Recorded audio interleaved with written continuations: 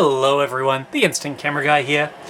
Many of you will know the souped up SX70s that I show off on the channel. I've done so many videos all about the folding SLR series and the ways they can be upgraded, whether it be through the SX70R PCB and dongle, whether it be with the Polaroid battery mod. But what a lot of you guys, especially if you're new to the channel, might not be aware of is that in my spare time I like to embark on ridiculous projects. Over the years I've made lots and lots and lots of very weird and wonderful cameras. Everything from Polaroid pathfinders that took Fuji Instax wide through to peel-apart cameras with different lenses and shutters. I've done 4x5 speed graphics. I built a 6x9 TLR once out of 2 baby speed graphics. I've done a lot of interesting stuff. And I like doing one-off crazy things that no one's ever done before because I really enjoy the challenge. It's not something that I do very often because quite often the process is very time-consuming. And it's very difficult, so I don't do it all the time, but I do like to challenge myself at least once a year and build something interesting. And so that's what I wanted to talk about today. The camera that you're about to see started off life as this. This was actually a Polaroid Pronto that I modified. As you can see here, I've built a new lens board for it, and this had a different lens and shutter. It ran off AAA batteries. This ultimately worked as a camera, but unfortunately, because the one-step SX70 has quite a small mirror box, when I put that manual lens and shutter on this camera, it produced quite a large mechanical vignette. So there was a very large cut-off area on the film that I couldn't do anything about. So unfortunately, I ended up shelving this thing because basically I kept on filing and filing and filing the inside, trying to reduce that mechanical vignette, only to end up introducing light leaks and basically ruining the thing. So it sat on my shelf for about a year while I decided what to do with it. Meanwhile, in the background,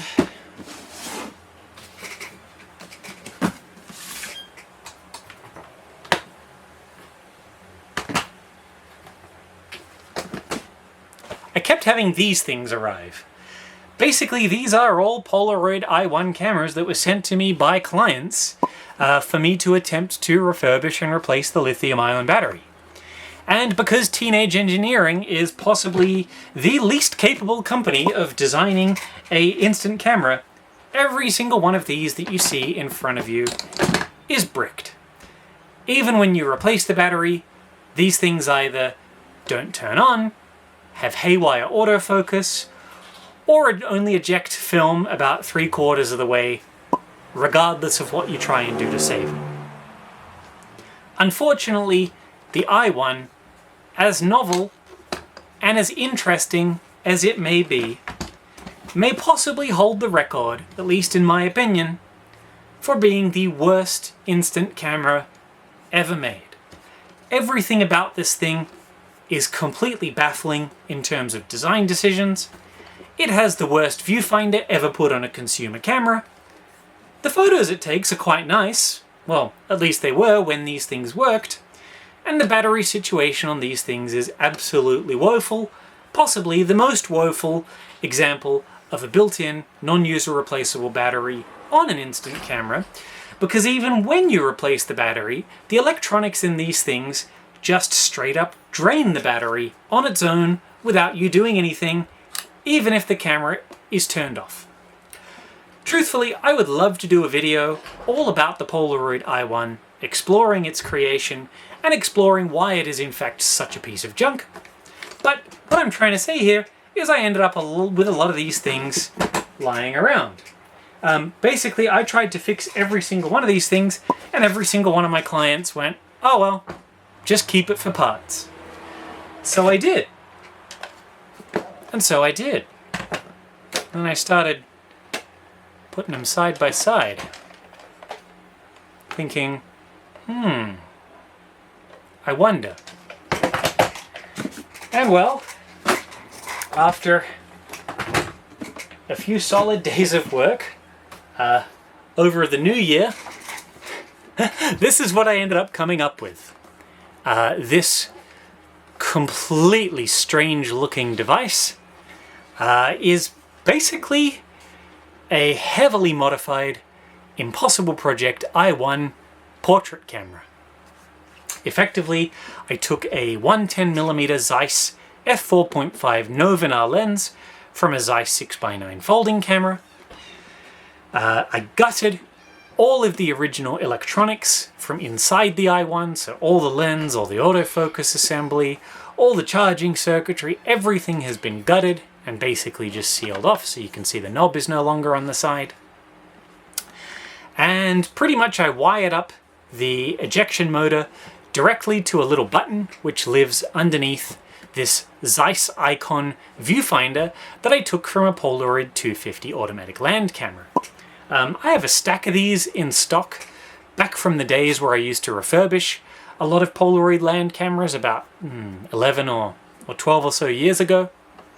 And effectively what I did is I took all of those pieces, a 2 AAA battery holder and some lithium-ion batteries, and I dumped them all into a cauldron and gave it a good stir, and this is basically what came out.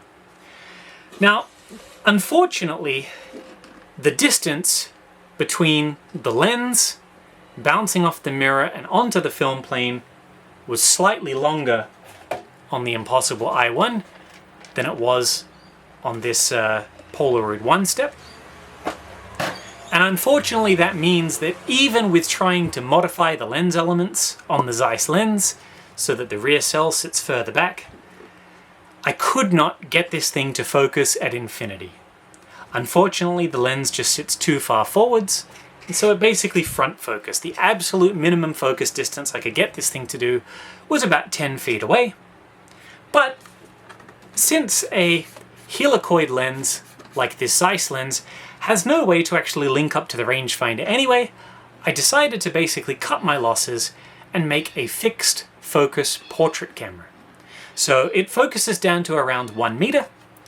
The viewfinder you can see is actually angled. It is centered so as to eliminate parallax as much as possible. And basically this thing is designed so that you unscrew the lens all the way out. And basically while looking through the viewfinder, in order to make sure that your camera is in range, you basically just move backwards and forwards until the images line up in the viewfinder. And that's about it. The shutter works exactly as it did on the Zeiss. You have a ring to control shutter speeds, you have a lever that controls aperture, and you have a button just under here which will fire the shutter. Because the motor and the shutter are completely uncoupled, you can take as many exposures as you want. You could do a double exposure, a triple exposure, really anything to your heart's content.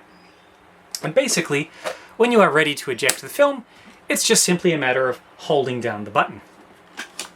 I used 2 AAA lithium-ion batteries, which I've got running through a buck converter that I have basically made output about 4.5 volts. So I'm stepping down that 7.4 volts down to about 4.5 because DC motors are speed dependent. Basically, they're voltage dependent in terms of the speed.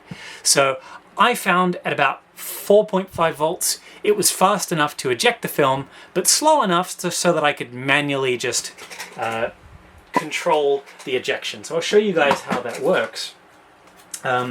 Basically, if I just grab an empty pack of film here, and I'm going to show you guys some sample photos in just a second. But if you take like an empty pack of I-type film here, and I just put a few blank dud photos in here, I'll show you guys how this thing works. Let's insert this pack. Basically, all I've got to do is hold down this button, which I positioned underneath the viewfinder so that you can't really get your fingers in there and press it by accident. You hold it down, and then you let go once it's out. It's actually quite easy to time. It is a bit tricky to get the hang of it at first, but it is possible. So there you go. No complicated circuitry at all. It is literally just wired into an on-off switch. That is basically it. And yeah, it works really, really well. So with all of that out of the way, I am sure that you guys want to see some sample photos. So why don't I go and grab some. Now, as always, when I show off sample photos, I'm going to show them off directly to the camera so that there are no scanning artifacts or anything like that to worry about. I'm going to try, just try and get the light source to be as even as possible and make sure that it's focused. But yeah, this was a self-portrait first photo I took using the thing. This is shot completely wide open, probably at about 1/10 of a second or so.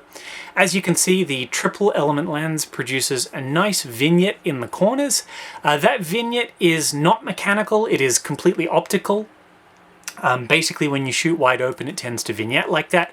That is a characteristic of a triplet lens, or at least one of the characteristics. Triplet lenses also tend to be fairly swirly as well. So yeah, when shooting wide open, it tends to give a nice subtle vignette, making this thing quite nice for portraits.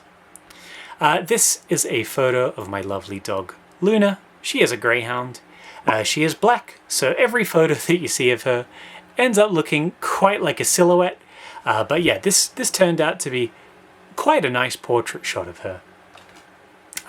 Here you can see just a random photo of some plants in my garden. It's not a particularly great photo because this is black and white film, but you can see that when the aperture is stopped down, there is no vignette. So the coverage of this camera is completely full frame, just not quite so when you stop wide open. Again, another self-portrait. The really cool thing about this modified i1 is the shutter is obviously entirely manual, so you really do get to dial in the shutter to exactly what you want. Here's a slightly better exposed photo of Luna, again just being on the couch, chilling out. And some more self-portraits using multiple mirrors in the bathroom. The first pack I put through this was black and white, and that is because it was all my local store had. I actually had to drive outside of my suburb to find some film, and all they had was black and white. But yeah, very, very moody and super sharp, even wide open. So this is wide open at f4.5. Just a really nice camera to use. The fixed focusing of it at sort of a meter means that it kind of works like a Polaroid big shot. However, the coverage of your subject is more than what the Polaroid big shot can produce, because the Polaroid big shot has something like a 200mm lens, whereas this is 110, so it's a much wider lens. So basically that gives you kind of a head and shoulders portrait instead of just the face. So you can get some of the upper torso in there. That happens to be my favorite type of portrait anyway. I'm not very big into full length, I'm not very big into faces. I really like that kind of head and shoulders and a bit of arms, getting a bit of action in there. I think those are more interesting in terms of portraits.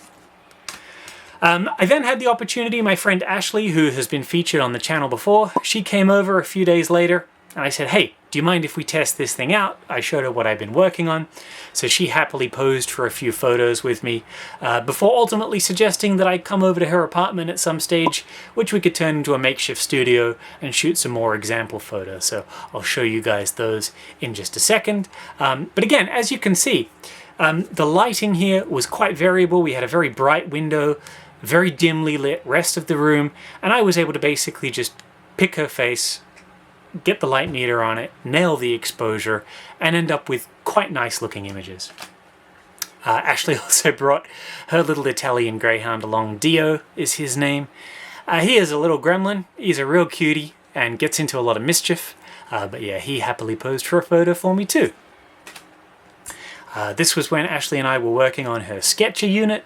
So that's us actually testing the thing out once we'd finished it.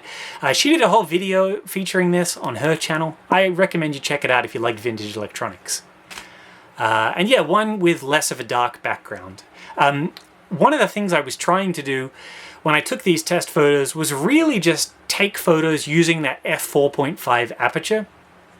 f4.5 is really wide, and at the moment, here in Australia, we are in the middle of summer. So finding an area where it is shady enough to take a photo like this is actually quite difficult. I think this was probably closer to like F8 or something like that, but I really wanted to try and get a background and some background separation in there. Again, we could see Dio standing by, also modeling for me. He is a real cutie. And again, just a few more on that same scene. But yeah, having the manual control, it's just really, really nice. And this one was shot purely with ambient lighting, so no window lighting, just the household light bulb right above us. So that's why it looks a bit more yellow, because it was more tungsten weighted light. So after, basically 2 weeks after that, we went to Ashley's apartment, and Ashley's friend Rello came over. I believe Rello has done some modeling before. She certainly made my job a lot easier, because she knew a lot about how to get into various different poses and that kind of thing, and basically work the camera for me pretty much. All I really had to do was point and shoot. So if you're looking at any of these going, wow, Jake's a pretty decent photographer, I'm really not. I am very average at best. I just happen to own a lot of very expensive camera equipment and no friends with good lighting setups. And good models. But yeah, it was really nice to be able to shoot some instant film. I mean, I don't know how well this comes up on camera, but this lens, the Zeiss Novenar, has a really interesting rendering. It's very soft and swirly and quite dreamlike, and worked really well for the shoot. So we started off with basically a black backdrop so that we could pretty much just isolate just nothing but the skin tones, really, and get a really large amount of contrast in the photos.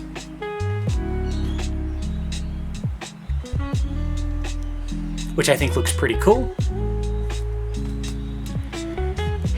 And then we pulled out some of Ashley's CRT television collection, basically to use as some props.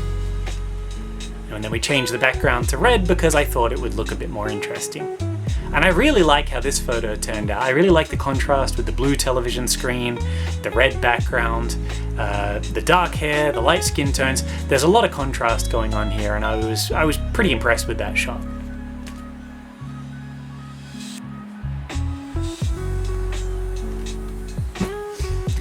One of the things we did was actually set up a little like CCTV camera in order to basically loop the video. So basically take the feed and send it live into the television to kind of double up the image. You can do a lot of cool creative stuff doing that, and Ashley uses that a lot in her photography. If it's not clear already, if you're into Polaroids and you're into this kind of stuff and vintage electronics, I highly recommend you both check out her channel, because she is a fellow YouTuber too, and she has an Instagram where she constantly posts this kind of stuff.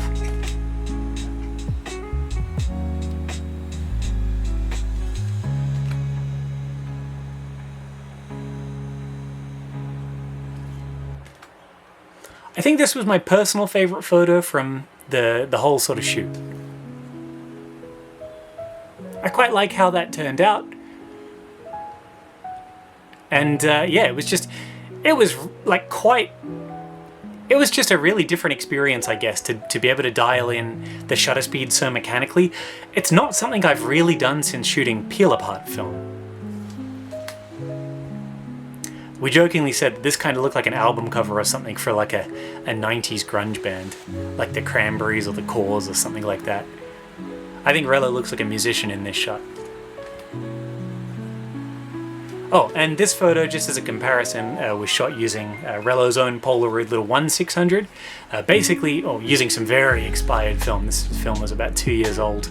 But you can see the difference between, ambient studio lights on a manual control camera and what an automatic Polaroid is capable of with flash. Both nice photos, both a very, very different aesthetic. But yeah, this was, a lot of fun to build. It is a lot of fun to shoot with, I must say. This shutter does have flash sync, so we could also hook this up to studio strobes instead of just ambient lighting, which would be a hell of a lot of fun as well. And I think I'm just going to finish with answering the big question, and that is this thing for sale? The answer to that, because I'm going to get two questions, I can just about guarantee you this. The questions I'm going to get are, number one, can I build you one? And the number two one is going to be, is this particular camera for sale? And my answer to the first question is, I probably won't be offering this as a service anytime soon. These kind of things are not cheap to build. It's a lot of very labor-intensive work to custom fit lenses and things like this and calibrate and that kind of stuff. And additionally, sourcing a rangefinder and sourcing a lens that is appropriate to use on such a body is also not cheap. I mean, I don't know if you've seen the price of Zeiss 6x9 folding cameras these days, but it ain't cheap. I was actually quite shocked at how expensive they were to buy. And it actually took me months to track down one at a decent price, purely because I knew that I just wanted it for the lens. And yeah, I was browsing eBay for a very long time before I found something that was affordable. And the second question, will I sell this? Yeah, probably if I got offered a decent price that would then help me further future projects. Truth is that I'm always working on different stuff behind the scenes. I love doing custom projects like this, but for me to do that, I ultimately need to get paid for it, because these kind of things take a lot of work away from my regular clients. And although I really enjoy doing custom one-off stuff, yeah, it's just very costly. So if you are interested in this and you do want to buy it from me, I would probably let it go, but I just warn you in advance, it's not going to be cheap. But I do think it's a really cool and unique camera. It is very much a one-trick pony, much like the Polaroid Big Shot. With that said, I do think that its one trick is pretty darn neat. If you're gonna be a one-trick wonder, having a good trick really helps, and well, I really think that this modified i1 is pretty darn cool for what it is. Anyway, I hope you found this interesting. Hopefully I'll be able to come back in the future with something else crazy that I've made, but for now, I hope that you like something a little bit different. One last thing I'll say before I sign off is that, yeah, I put user replaceable batteries in there. So, unlike every other I-type camera that's come out so far by Polaroid or Impossible Project, when it comes time for the batteries to be replaced on this, it is something that is very easy to do. And you could use 3.2 volt lithium ion phosphate batteries, or regular 3.7 volt lithium ion batteries. The buck converter will reduce it down to that appropriate 4.5 volts for the motor anyway. Alright, that about does it for me. I hope you found this video a little interesting, and I will see you guys next time.